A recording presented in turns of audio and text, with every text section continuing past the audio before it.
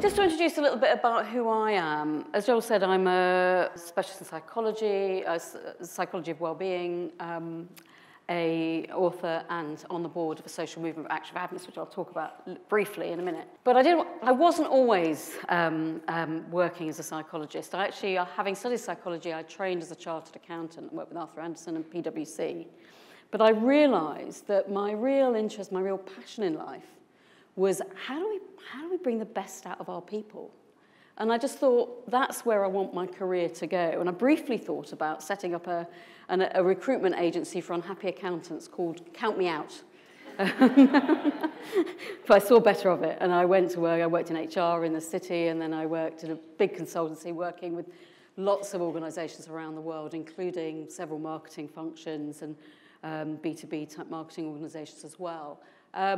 But about 10 years ago, I came across a shift, a revolution, if you like, that was happening in psychology, in psychological research.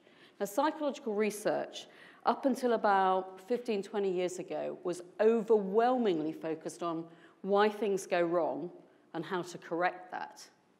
It wasn't really focused on why things go right and how do we learn from that and share that around. And that was a revolution, a real kind of shift that happened at about the millennium. And I came across this and I thought, wow, that has to be the future.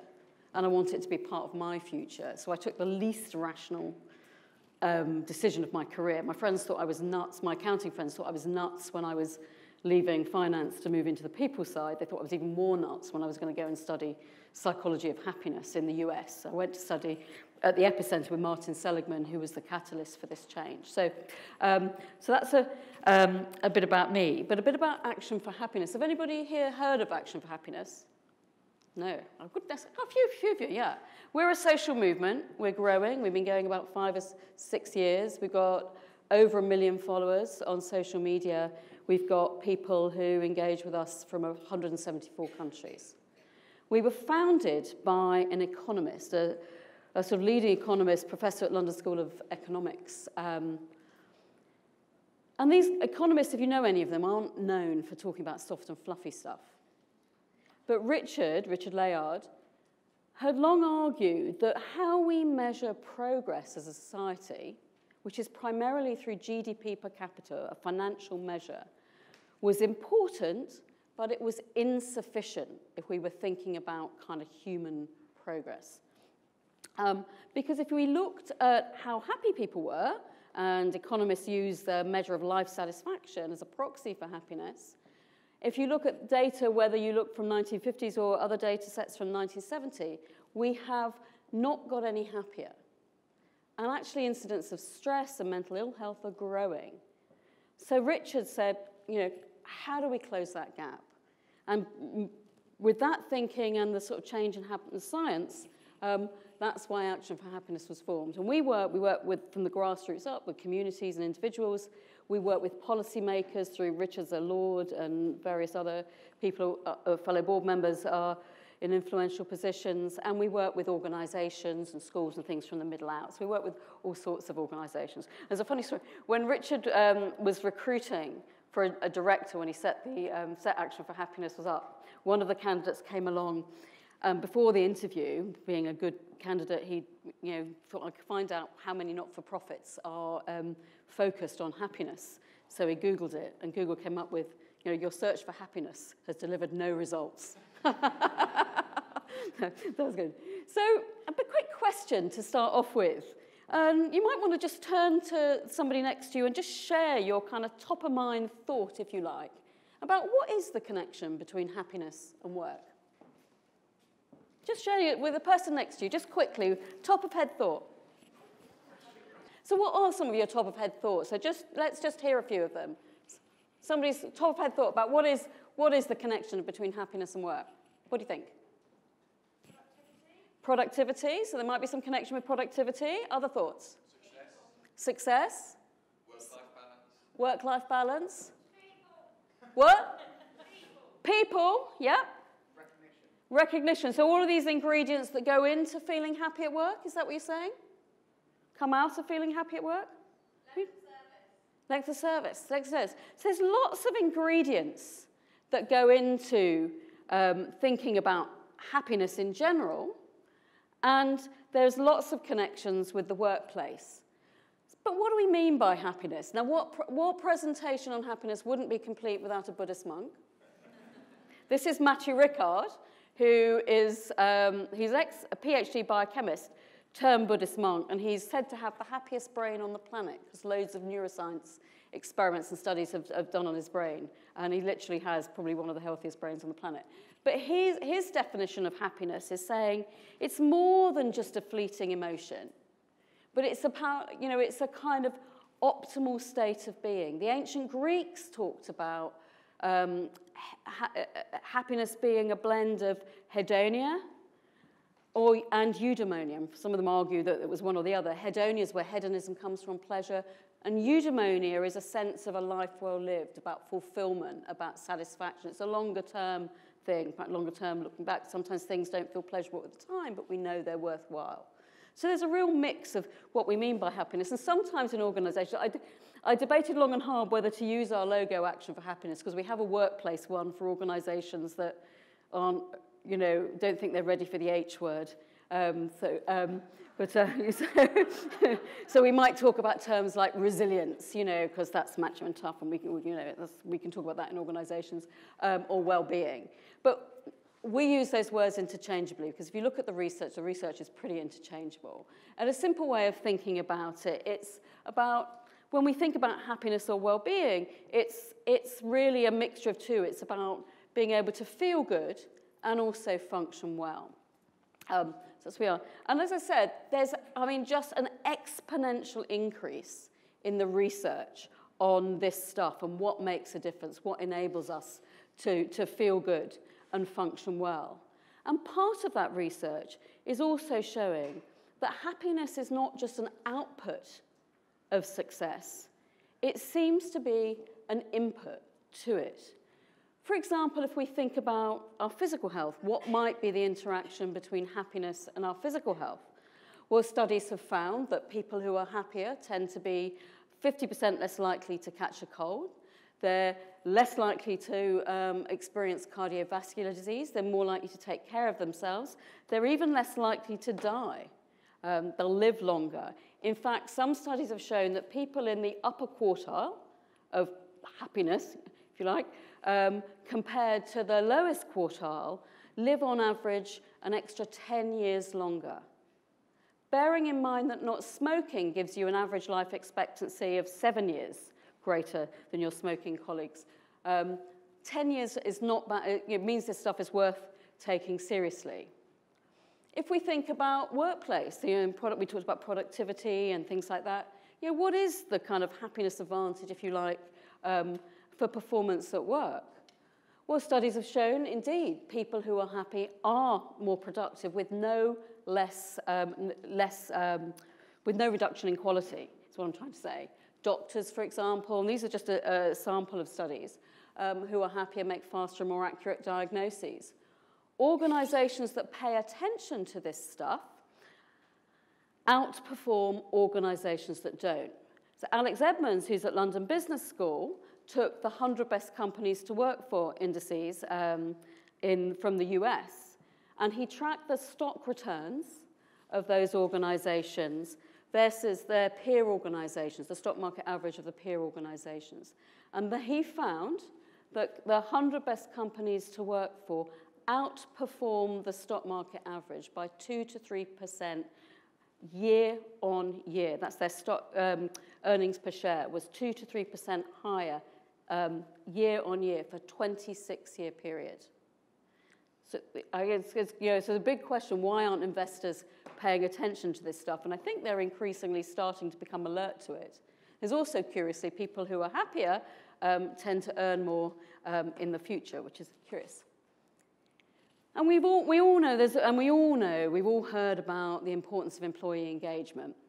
But engagement without attention to well-being or happiness often leads to burnout. So if we want sustained engagement, particularly in a kind of complex and changing, rapidly changing business environment, we have to pay attention to well-being as well as what drives engagement. We're going to talk a little bit about that now. But these advantages don't just make a difference for our physical health and for our performance at work.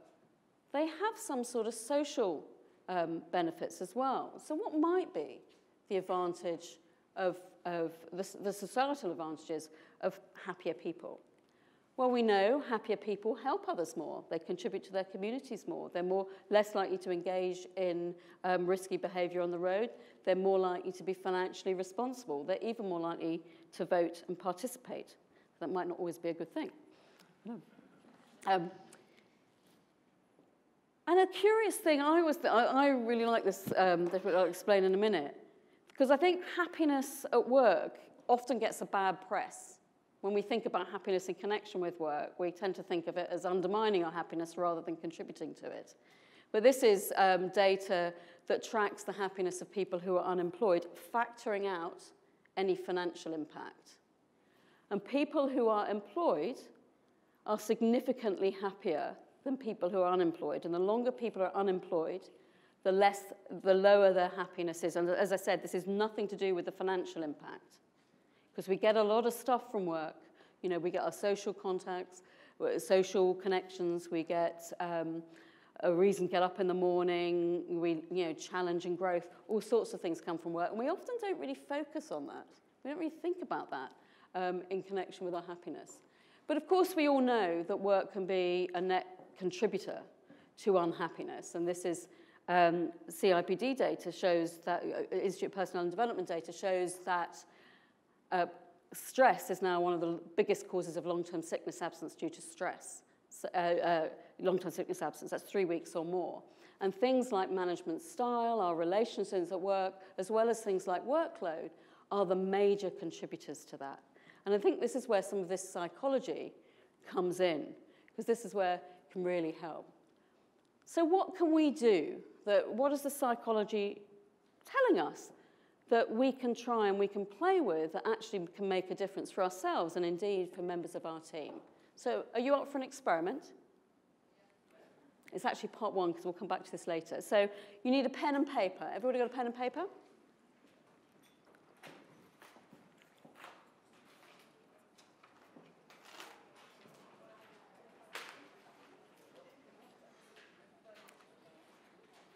Great. Right. This is just for you on your own. So I want you to reflect back on your day yesterday.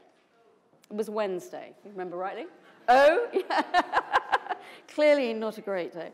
But I want you to think back and bring to mind 3 things that you enjoyed, were grateful for, were pleased about.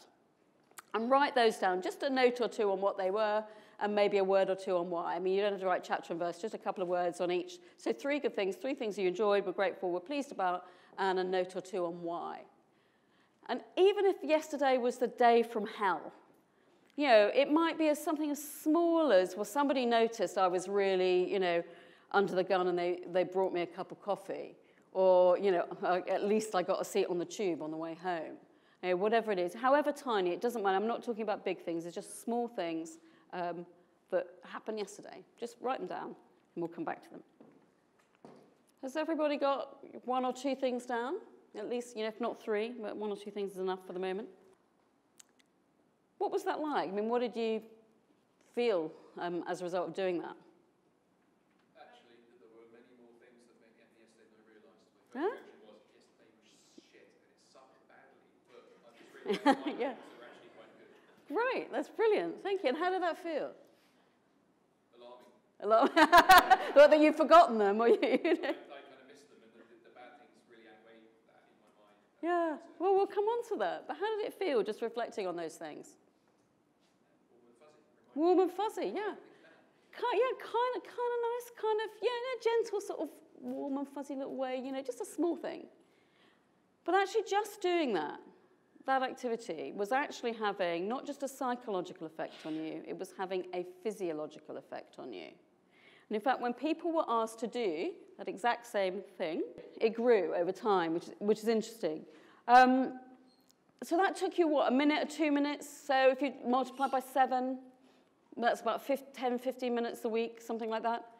That's not a bad return on investment for that amount of time per week, is it? Why did it work?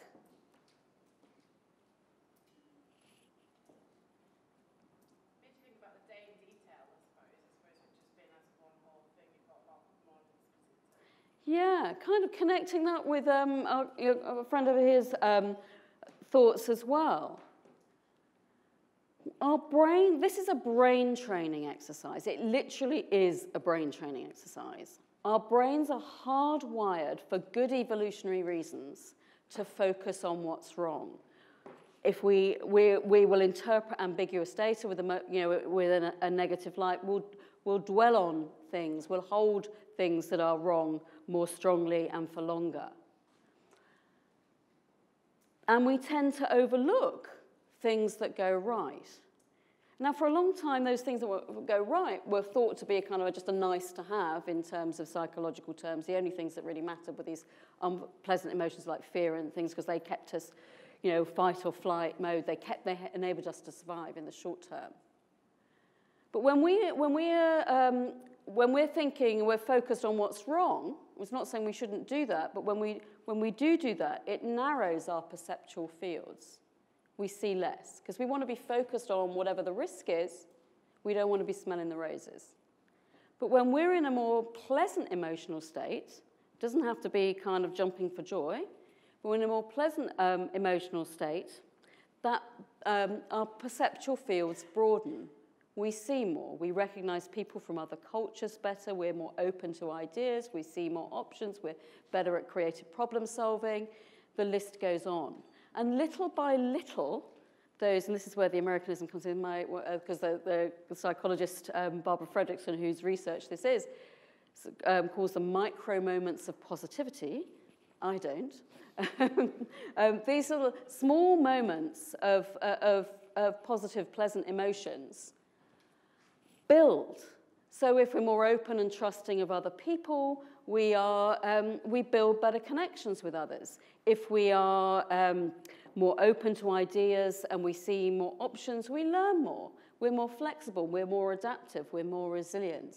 And the experience of these pleasant emotions can also start to undo some of the damage that prolonged exposure to stress can do in our brains. So these sorts of things are tiny experiments. They may seem kind of, how can that make a difference? But they do. So this might be something you want to experiment with at home, maybe for yourself. People who did this before they went to sleep actually slept better. So think about it as something that to experiment with for yourself personally. And we'll come back to how that you might use that with your team. So let's come on to thinking about your team, really. But I want you to do that by bringing to mind a time, maybe earlier in your career, maybe a couple of weeks ago, whenever it was, a specific time, and you're not going to need to share this, but a specific time, I just want you to bring it into your mind, of when you felt good and were really performing at your best. And I want you to think about some of the factors that really made most difference to that. I mean, there are lots of things that would influence it, but what really made the biggest difference? Has everybody got something in their mind? Okay, and I'm going to call out some conditions. If these were one of the kind of biggest contributing factors for you, I want you to put your hand up. And let's just see what we see. So when you were able to perform at your best, when you felt you were really at your best, was it a time when you were really excited about the strategy of the organization? A couple of hands. Yeah, yep. Was it a time when meetings were particularly effective and efficient? A few more hands. Was it a time when decision-making was really, really effective? Yep. Was it a time when communication from the top to the bottom was really clear? A few more hands. Was it a time you were paid the most? One hand, maybe one and a half. Going up slowly. Was it a time when you were Using and developing your strengths, and you felt a sense of progress to something that mattered and made a difference to someone else. A lot more hands. Was it a time when you had good working relationships with your colleagues and felt supported by your boss? A lot more hands. Was it a time when you knew what you had to do and you had the freedom to choose how you did it? A lot more hands. So comparing the first factors, which is often what as leaders and in organizations indeed we spend most time on, and they're important, but the things that make a biggest difference for people's motivation and their well-being are the last three factors. So a sense of feeling a sense of progress towards goals that matter, feeling having good working relationships and supportive working relationships, and a sense of autonomy, a sense of control over perhaps over what you do, and if not over what, but how you do it. And these come from decades of research on motivation. And what's interesting about that is paying attention to these things actually not only fuel motivation, they fuel well-being, and thwarting them really seriously undermines both motivation and well-being. So let's explore, let's play with these a bit. So let's think about, so how can we help people feel that making progress towards goals that matter? And there's lots of things you can do around this. Well, one piece of research that I found really fascinating is a Harvard Business School study that was done with project teams, real project teams in multiple organizations. And over a 3-month period, the members of those project teams had to complete a diary about how they felt about each day and the thing that most contributed to that. And 12,000 diary entries later were analysed by some poor PhD student. They found, of course, many factors, a lot of the social factors made a difference, but the thing that really made the biggest difference between the best days and the worst days was feeling a sense of progress. So this was not achieving annual goals. This was not achieving quarterly goals, not even monthly goals. This was a sense of daily progress. So how can you, with your teams, actually make sure that they feel a sense of progress? How can you help clear the way for things that are really frustrating and getting in their way? And one way of thinking about it is that 3 good things exercise that we just did is why not experiment with that with your teams? I mean, when I've run workshops in organizations on leadership management, putting these things into leadership and management approaches, there's been some really interesting stories. I mean, one guy, he was an engineer, he ran a big, massive team of field engineers, and he was deeply cynical about all this stuff.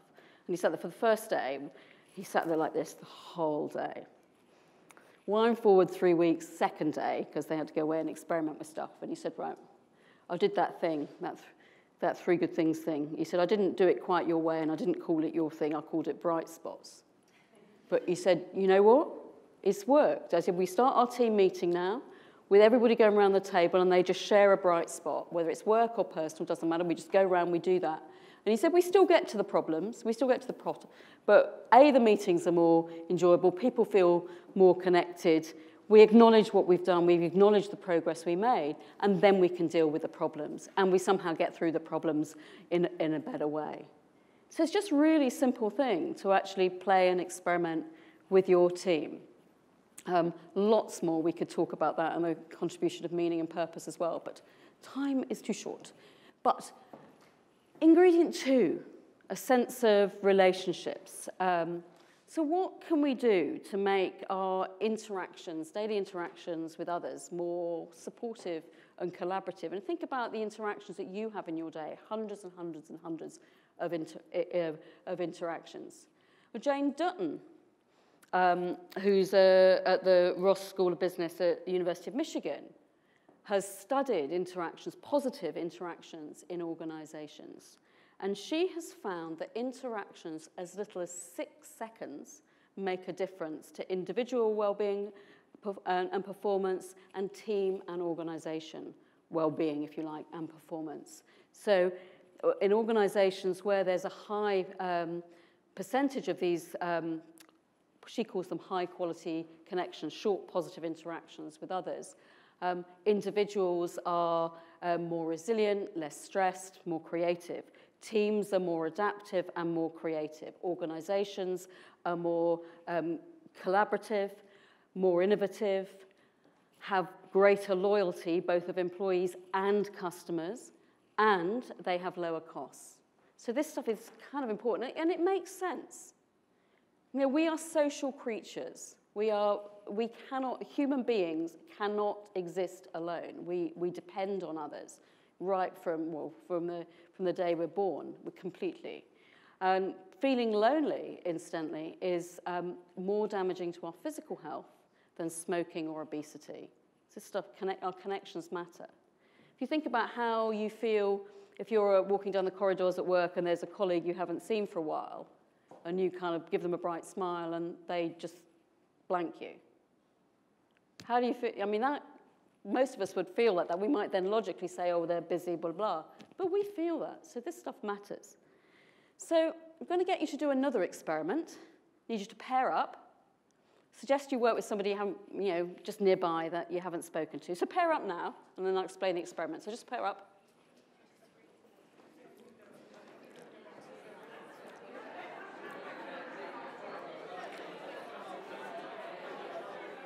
Okay, so here's the experiment. Decide who's going to be the speaker and who's going to be the listener. Just agree now who's going to be the speaker and who's going to be the listener. Okay, we're being decisive here. Agreed? So you need to be in pairs. If you haven't got a pair, you can find somebody around the room, or you can pair it with me. I want the speaker to just share, it's a very simple experiment, share one of your 3 good things, one of the things you wrote down earlier. Just what it is. The experiment really is about the listening. So the listeners, I want you to listen in a very particular way. I want you to be what I call an active and curious listener. All that takes is asking a few curious questions, if you like. So if somebody says, oh, I went out for this great dinner last night, you might say, oh, where did you go? Who were you with? What type of food? Just a few questions. And that's all it takes. So just try it. We'll just do one way now in the interest of time. And then we'll just see what happens. So sharer, a speaker, shares one good thing. Listener asks a couple of active and curious questions. And let's see what happens. Go. No.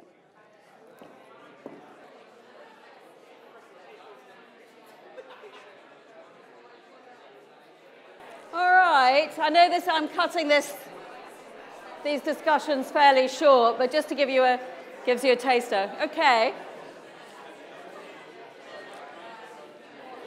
So this is a sign of something, not being able to get you to stop talking. So what was that like as a listener to ask a few active and curious questions? What did you notice? The listeners. Better connection. Other people's thoughts? You got an answer? Well, that's always a good sign. Yeah, you find out much more. You find out much more as you build a better connection. What was it like as a speaker? What was it like to be on the receiving end of those questions? Like somebody was interested. You found somebody was interested. How did that make you feel? Happy. With what? Seen. Like wanting to share a bit more as well. Wanting to share a bit more. Yeah, that's coming back to this kind of broaden and build effect. Because actually what's happening, that broaden and build effect that I talked about, the power of sort of pleasant emotions. What's happening physiologically here is that broaden and build effect is not just happening within you, it's happening between you. And because the connection with another person is so powerful, we start producing things like oxytocin, etc., which helps us feel more, or helps us attune more to others. So it has an amplification effect. So that broaden effect is not just happening within each of you, it's literally happening between you, and the neuroscientists call it brain coupling. So it's really, that effect of giving somebody your moment of interested attention is not to be underestimated. It's perhaps one of the most powerful tools that you have as a leader. It also might be the how most powerful tool you have as a spouse. Because the original study, I'm not joking, the original studies of this were done on married couples. The first studies of this. Yeah.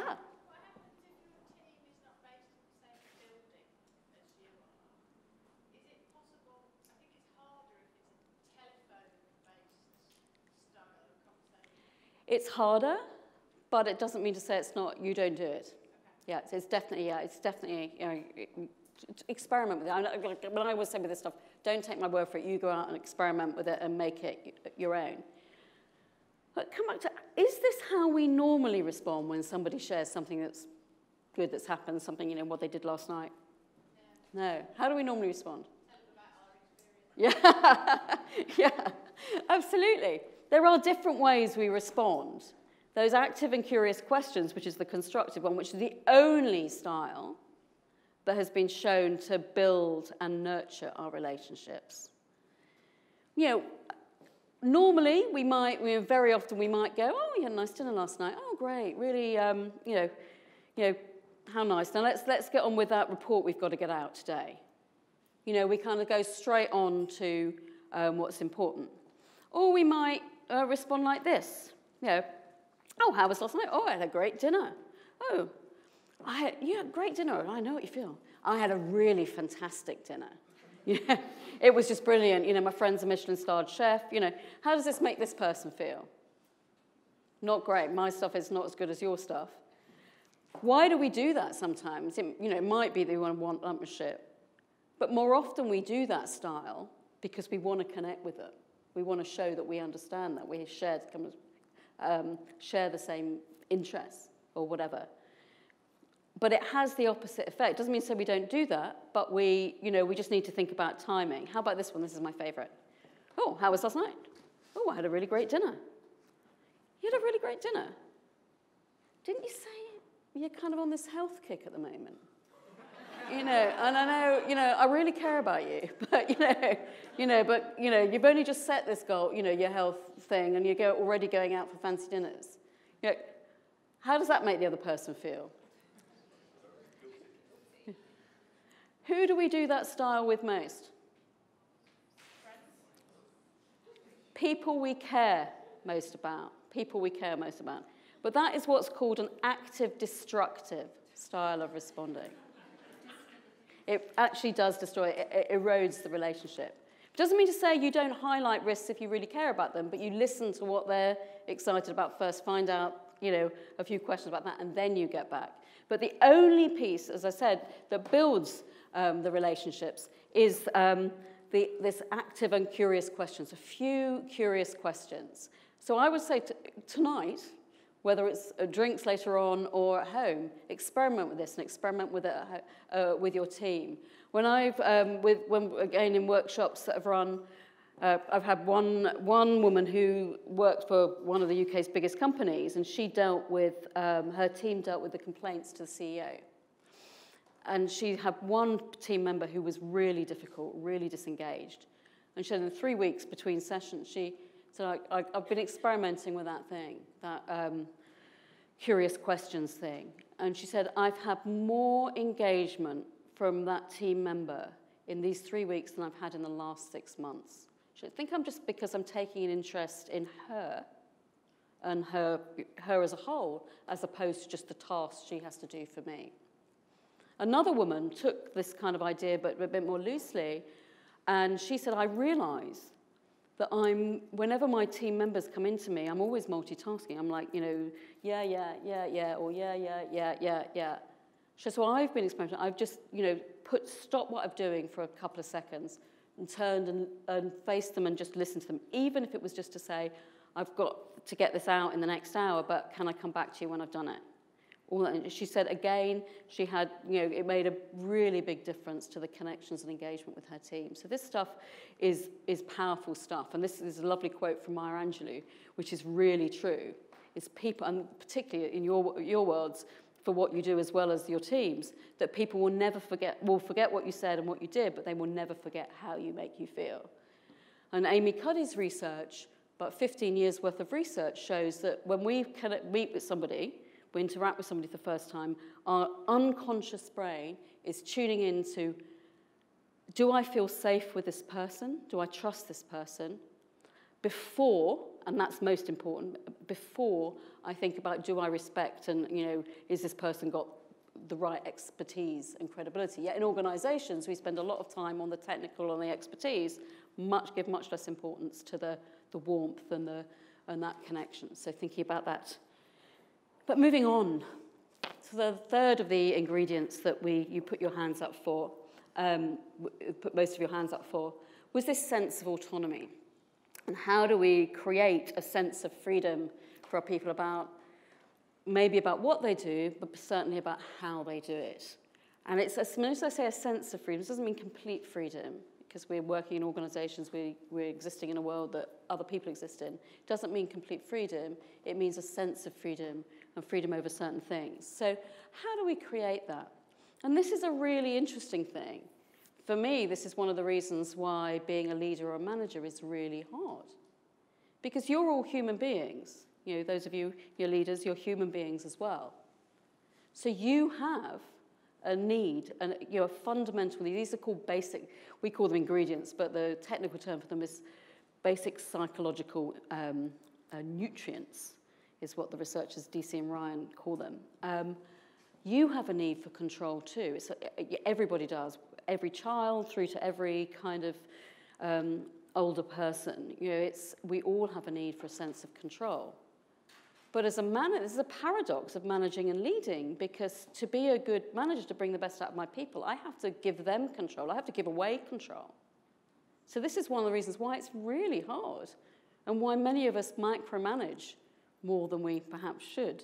Well, good. And it's so one tool to experiment with and play with is actually really trying to think about the kind of the innate strengths of the strengths of the individuals of your team. We're focusing on the individuals. And we know that managers that focus on strengths, so strengths have increases in engagement of about 36%. Managers who focus on weaknesses decreases engagement of 28%. When comes from the Gallup employee engagement data, the people that respond positively to I get to do what I do best every day are 6 times more likely to be engaged. So I want you to, just a brief, we've probably got a couple of minutes to do this next experiment. And this comes from studies that were done with coaches and therapists.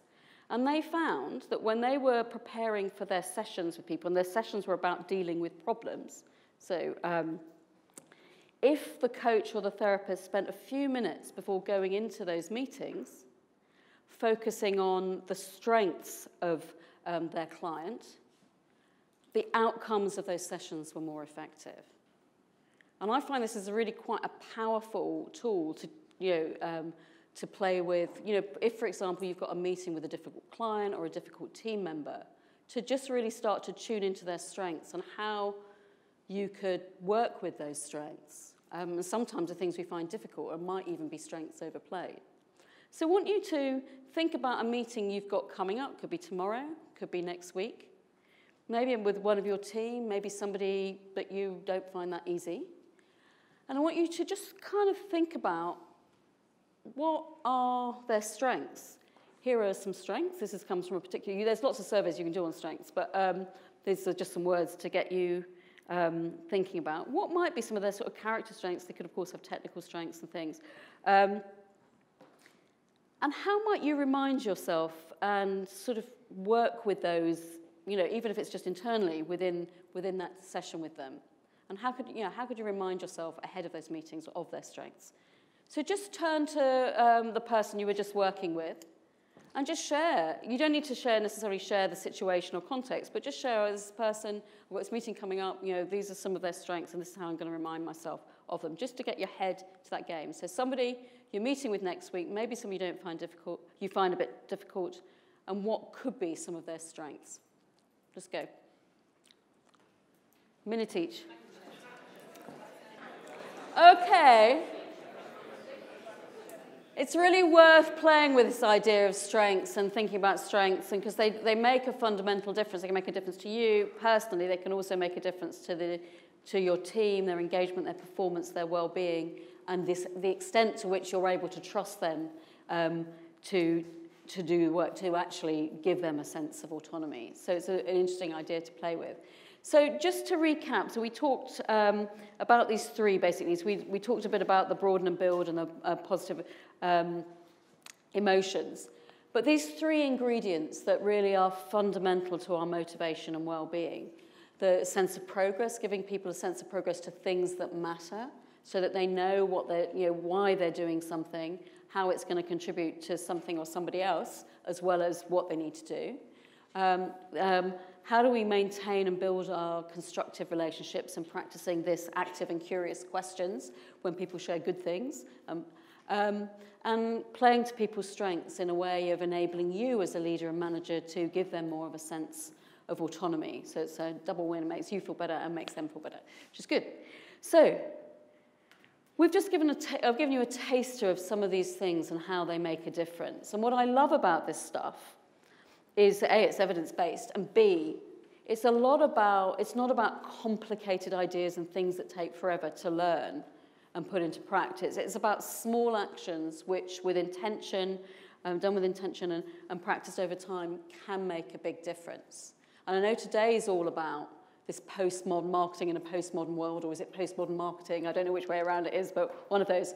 In a world that is rapidly changing, it's complex, we can't even predict what it's going to be like in 10 years' time with any degree of accuracy.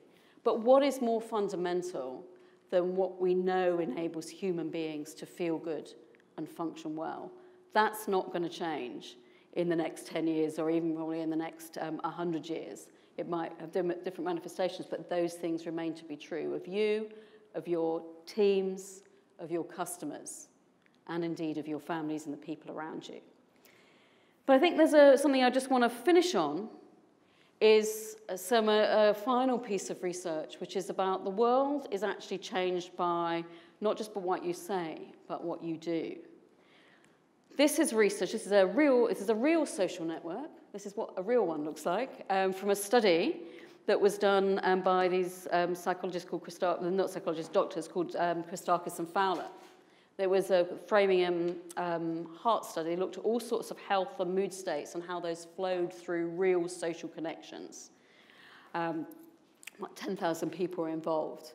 And they found that our mood states, how we feel at the moment, has a ripple effect out, not just to the people we're in direct contact with, but the people they're in direct contact with and the people they're in direct contact with.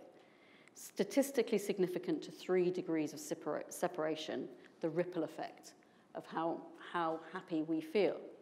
And what this to me is really important, because how many of you've got things that you really want to do for your own well-being, whether it's exercise, eating well, or just something that feeds your soul. How many of you have those on your to-do list, but they either fall off the bottom or you never quite get to them? How many people have got that? Yeah, a lot of us. But what this says to me is that you need to take care of your own well-being, because that, just by doing that, has a ripple effect out to other people, as well as all the benefits we've talked about earlier.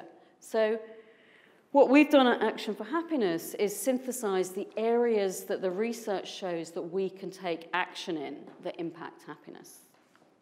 These are general, they're not specifically work-related, they apply very well to work. So we've looked at the importance about connections with others. So underneath each of these are the areas, but underneath all of them is lots of evidence-based ideas of things to try. So we've talked about relationships, we've talked about making progress towards meaningful things that are meaningful there, which is also meaningful there. We've talked about positive emotions, we talked about strengths, which come in for us under acceptance. But there's lots more beside that. So this is what we say, this is a menu, it's not a prescription. So different people need different things at different times, which is where a sense of autonomy comes in. So lots of ideas there to try. There's the book, if you want to find out more. There's Action for Happiness and all our stuff. Not necessarily the Action for Happiness is not always work-related, but I'm happy to talk to you. I lead our work with organisations. So thank you.